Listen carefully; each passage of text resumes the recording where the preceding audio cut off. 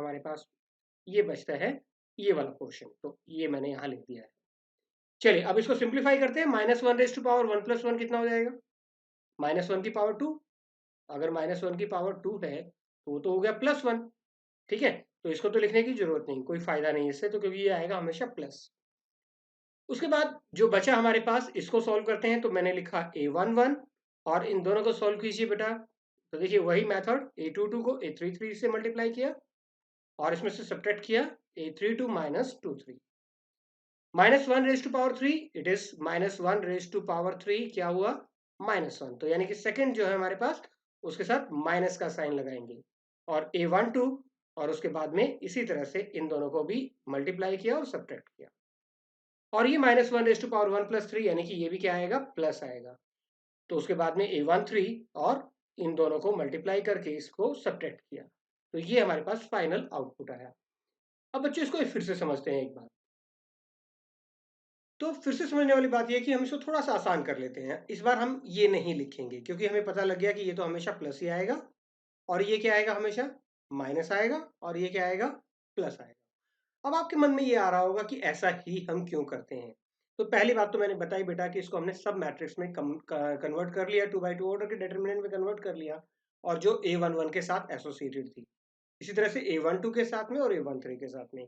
दूसरा, इससे ज़्यादा और डिटेल में हम इसको पढ़ेंगे जब हम टॉपिक पढ़ेंगे हमारा कोफैक्टर और माइनर के बारे में। तब तक आप इसको ऐसे ही समझ सकते हैं कि इसका प्रोसेस क्या है। तो डिटरमिनेंट के बारे में हम फिर से बात करेंगे, लेकिन तब हम एक बार जब कोफैक्टर और माइनर पढ़ चुके होंगे तब मैं दोबारा से इस टॉपिक को आपको और डिटेल से समझाएंगे डिटरमिनेंट के बारे में। क्योंकि हमने कहा डिटरमिनेंट क्या है? एक यूनिक नंबर है और ये बहुत तरह से यूनिक है। इसके बारे में अभी हम और डिटेल से भी बात करने वाले हैं। चलिए, तो यहाँ एक डिसाइड हुआ कि हम सबसे पहले क्या लिखने वाले हैं? प्लस। सेकंड a12 के आगे हम लिखने वाले हैं माइनस और a13 के आगे प्लस। तो आप इसको ऐसे समझ सकते हैं कि यहाँ से एक्सपेंड करेंगे तो प्लस माइनस प्लस। अगर हम इसको सेकंड रो से एक्सपेंड करते तो माइनस प्लस माइनस और थर्ड रो से फिर प्लस माइनस प्लस, यानी कि अल्टरनेट साइन। और सेम कॉलम वाइज अगर मुझे फर्स्ट कॉलम से एक्सपेंड करना होता तो प्लस माइनस प्लस इस तरह से एक्सपेंड करता। अगर सेकंड कॉलम से एक्सपेंड करता तो पहले माइनस साइन लगाता, फिर प्लस और फिर माइनस। क्योंकि देखिए यहाँ हम i प्लस जे कर रहे हैं, i प्लस जे मतलब 1 + 1। तो एक इवन है तो नेक्स्ट क्या आएगा? ऑटोमेटिकली ओड आएगा, next even, odd, even, like that the pattern will follow. तो चलिए एक 3x3 ऑर्डर की मैट्रिक्स का डिटरमिनेंट निकाल के देखते हैं। तो ये मैंने एक मैट्रिक्स ले ली है और आइए इसको हम एक्सपेंड करते हैं from the first row. Okay, expanding by first row, expanding by first row. आप चाहें तो मेरे साथ साथ आप कॉलम वाइज भी इसको एक्सपेंड करके देख सकते हैं। तो मैं क्या करने वाला हूं? पहले फर्स्ट रो का फर्स्ट एलिमेंट लिखने वाला हूं 3 और अब इसके सामने के जो एलिमेंट्स हैं, कौन से एलिमेंट्स बेटा? इनकी मैं बात कर रहा हूं। तो यानी कि मैं यहां सिंप्लीफाई करके ही लिख देता हूं डायरेक्टली। 1 × 1 1 और माइनस किसको करना है? 1 माइनस करना है -6 को, ये हो गया +6। समझ में आ रहा है बच्चों? पहले मैंने पहला एलिमेंट लिया 3 और उसके सामने की रो और कॉलम को आप छोड़ दीजिए। बाकी जो 2x2 ऑर्डर की हमारे पास जो डिटरमिनेंट बची, इसको हमने सिंप्लीफाई कर लिया। अब याद कीजिए सेकंड एलिमेंट के पहले हमें साइन कैसा लगाना है? माइनस लगाना है। सेकंड एलिमेंट था -4 तो माइनस माइनस हुआ +4, यानी कि सेकंड एलिमेंट जब भी आप लिखें तो उसका पहले साइन चेंज कर दें। अब -4 को जब हम सिंप्लीफाई करेंगे तो उसके सामने की रो और कॉलम को हम ड्रॉप कर देंगे, यानी कि इनको हम छोड़ देंगे। तो पीछे क्या बचा? 1 -2, 2 और 1। तो 1 को 1 से मल्टीप्लाई किया तो ये भी आया 1, और इसको सब्ट्रैक्ट करेंगे -4 को तो ये हुआ +4। इस तरह से 5 के साथ अगर हम लिखें, ये अब मैं पहुंच गया हूं थर्ड में। पहले मैंने प्लस लिखा, फिर माइनस, अब दोबारा से प्लस। और अगर इसको सिंप्लीफाई करेंगे तो 5 के सामने की रो और कॉलम को छोड़ देंगे, तो ये जो हमारे पास मैट्रिक्स बची तो ये हुआ 3 -2, 3 -2। तो ये हुआ 3 × 7, 4 × 5 एंड 5 × 1। 21 + 20 + 5 कितना हो गया? 46। Yes, that's the answer. So that can be done by the column ways also. Okay, यहाँ जो नेक्स्ट सम है, एक 2x2 ऑर्डर की मैट्रिक्स दी हुई है। We have to show that double of A का determinant is equal to 4 times of determinant of A. चलिए, यानी कि अगर मैट्रिक्स ए को पहले 2 से मल्टीप्लाई करें और उसके बाद डिटर्मिनेंट निकालें तो वो होगा 4 times of determinant of A. चलिए पहले डिटर्मिनेंट ऑफ ए निकाल लेते हैं बेटा। डिटर्मिनेंट ऑफ ए कितना होगा? मैं यहाँ निकाल रहा हूँ पहले राइट हैंड साइड, करेक्ट। तो राइट हैंड साइड के लिए पहले डिटर्मिनेंट ऑफ ए निकाल लेते हैं। तो इन दोनों को मल्टीप्लाई किया और इसको माइनस करेंगे, तो 1 × 2, 2 माइनस 4 2 8, यानी कि -6। ओके, राइट हैंड साइड में क्या चाहिए हमें? 4 टाइम्स ऑफ डिटर्मिनेंट ऑफ ए। तो 4 times of -6 will be -24, correct. Okay, अब लेफ्ट हैंड साइड आ जाइए। लेफ्ट हैंड साइड हमें क्या चाहिए? डबल करना है पहले मैट्रिक्स का, तो डबल कर लेते हैं, 2a निकाल लेते हैं, स्केलर मल्टीप्लाई करते हैं। तो ये हुआ 2, 4, 8 एंड 4। ओके, अब देखिए अभी तक मैं लिख रहा हूँ मैट्रिक्स, इसलिए मैंने यहाँ ब्रैकेट कौन सी लगाई? मैट्रिक्स वाले लगाए हैं। अब मैं निकाल रहा हूँ इसका डिटर्मिनेंट 2a का। तो डिटर्मिनेंट कैसे निकालेंगे? इन दोनों की मल्टीप्लाई, यानी कि 8 -32 कितना है बच्चों? -24। And you can declare that left hand side is equal to right hand side. ठीक है, नेक्स्ट एक इसी लाइन पे एक और सम देखते हैं और फिर मैं इससे एक रिजल्ट रिड्यूस करता हूँ। तो ये है हमारी matrix A. Then show that okay, determinant of 3a is equal to 27 times of determinant of A. चलिए सबसे पहले लेफ्ट हैंड साइड निकाल लें। चलिए इस बार लेफ्ट हैंड साइड निकाल लेते हैं। तो पहले 3a लिखना पड़ेगा, तो ये लिख लिया मैंने 3a। 3 से मल्टीप्लाई कीजिए पूरी मैट्रिक्स को, तो 3 0 3 0 3 6 एंड 0 0 एंड 3 से मल्टीप्लाई करेंगे तो 12। ओके, सो अब इसका डिटर्मिनेंट निकालना है। तो पहले 1 सेकंड के लिए आप इस मैट्रिक्स पे निगाह मारिए। तो मैं इसको एक्सपेंड करने वाला हूँ बच्चों कॉलम वाइज। का रीजन सोच के देखिए क्यों करने वाला हूँ, और मैं इसको एक्सपेंड करूंगा फर्स्ट कॉलम से। सो एक्सपेंडिंग बाय फर्स्ट कॉलम। अभी तक हम रो से कर रहे थे ना, लेकिन इस बार मैंने सिलेक्ट किया कॉलम को। किस लिए ऐसा किया? क्योंकि इसमें मैक्सिमम 0 है, हमारा काम आसान हो जाएगा, है ना। जिससे आप एक्सपेंड कर रहे हैं, अगर उसमें मैक्सिमम जीरोस हैं तो आपका सिंप्लीफाई करना आसान हो जाएगा। तो मैंने लिखा फर्स्ट एलिमेंट 3 × और ये बची हमारे पास डिटर्मिनेंट 2/2 ऑर्डर की, तो कितना है? 36 - 0। अब -0 × कुछ सोचने की जरूरत नहीं है, 0 से मल्टीप्लाई होगा, तो ये मैंने सेकंड वाला लिख दिया। और थर्ड वाला फिर 0, तो उसको भी कुछ लिखने की जरूरत नहीं है। So our answer is 108। तो आसान हो गया ना अगर हमने फर्स्ट कॉलम से किया तो। ओके, अब हमें डिटर्मिनेंट ऑफ ए निकालना है और उसका 27 टाइम्स करके देखना है। तो डिटर्मिनेंट ऑफ ए, यानी कि हम उसे भी फर्स्ट कॉलम वाइज एक्सपेंड कर लेते हैं। तो क्या हो जाएगा? 1 × देखिए ये 1 × ये हमने फर्स्ट रो और कॉलम के बाद में ये जो बचा कितना हुआ? 4 - 0। ये तो आंसर आ गया 4। ठीक है, और 27 टाइम्स ऑफ डिटर्मिनेंट ऑफ ए कितना होगा? 27 × 4, यानी कि 108। और यही तो हमें प्रूव करना था कि left hand side is equal to right hand side. तो अब देखिए, अब मैं क्या करने वाला हूँ, आपको एक चीज यहाँ से एक रिजल्ट बताने वाला हूँ बेटा। उस रिजल्ट को ध्यान से सुनिए, आपको बहुत काम आने वाला है। बहुत बार उस पर बेस्ड ऑब्जेक्टिव सम पूछे जाते हैं। सो पिछला सम आप याद कीजिए, वो क्या था? 2/2 ऑर्डर की मैट्रिक्स थी और हमें क्या प्रूव करने के लिए कहा गया?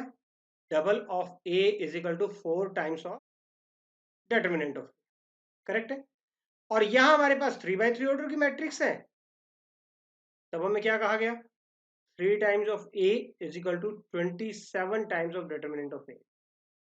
अगर ये 4x4 टाइम्स की होती तो क्या होता भाई बताइए मुझे, या ये मतलब एक काम करते हैं, 4x4 का ये ले लेते हैं और डबल ऑफ ए, अब इसका रिजल्ट क्या आता, सोच के बताइए। Yes, it will be 16 times of determinant of A. Actually हम कर क्या रहे हैं यहाँ पर, जो ये स्केलर क्वांटिटी है ना, k into determinant of A, हम क्या आंसर लिख रहे हैं, k raise to power n into determinant of A. जब हमारे पास 2x2 ऑर्डर की मैट्रिक्स थी तो n की वैल्यू थी 2, और जब 3x3 ऑर्डर की मैट्रिक्स थी तो n की वैल्यू क्या हो गई 3, तो 3 रेज टू पावर 3 यानी कि 27, और जब n की वैल्यू हो गई 4 तो 2 रेज टू पावर 4 यानी कि कितना आ गया 16। तो इस रिजल्ट को अपनी नोटबुक में नोट कर लीजिए, बहुत इंपॉर्टेंट है।